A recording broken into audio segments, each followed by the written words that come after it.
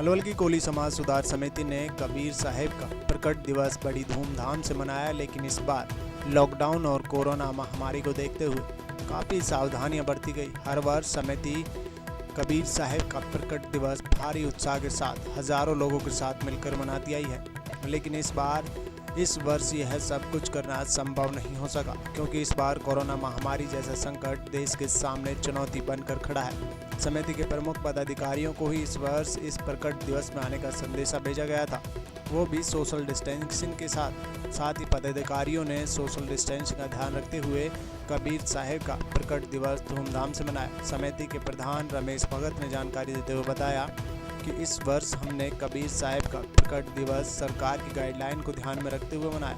इस बार सभी से अनुरोध किया गया कि कोरोना महामारी से अपना और अपने परिवार का बचाव रखें, साथ ही ज़रूरतमंद लोगों की मदद करें, जिससे समाज में कबीर साहब की शिक्षा का प्रचार व प्रसार सकारात्मक ढंग से हो सके। कबीर साहब के पद चिन्हों पर चलते हुए ही इस समाज और देश का कल्याण हो सकता है। क्या नाम है जी आपका? मैं रमेश भगत जी। भगत जी, आज कोली समाज सुधार समिति की तरफ से किस तरह का प्रोग्राम किया गया? आज हमने अपनी समाज के पदाधिकारी बुला के बाबा साहब का प्रकट दिवस मनाया और कोरोना के वहाँ में हमने सबसे दूरी बना के सबके हाथ साफ करा के और फिर हमने आगे जो है अपने विचार विमर्श रखे।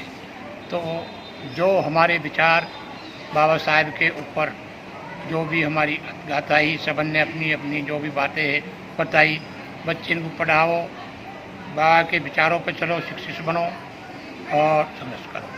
हम आगे सभी बच्चों से यही कहा है, अब जो ये महामारी बीमारी का वो चल रहा है, इसके लिए हम सबसे यही एक हाथ जोड़ के प्रार्थना है कि अपनी दूरी बना के रखें, अपने मुंह में मास्क लगा के रखें और ऐसा कोई भी हल्के में मत लेकर चला इसको। तो आज 622वां कबीर प्रकट दिवस था, तो ऐसे में उनकी जो शिक्षाएं हैं उनको लेकर किस तरह के विचार प्रकट किए गए?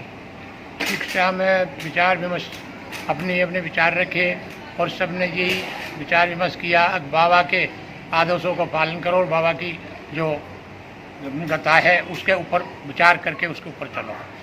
तो समिति की तरफ से किसी तरह का कोई आगामी रणनीति बनाई गई हो? आगामी ऐसी हमने हर साल हम बहुत धूमधाम से मनाते आए थे इसको, लेकिन अब के हमने कोरोना की वजह से हमने अपनी एक बहुत छोटा सा हिसाब बना के और बाबा को फूल पत्ती चढ़ा के और उसका माला अर्पण किए।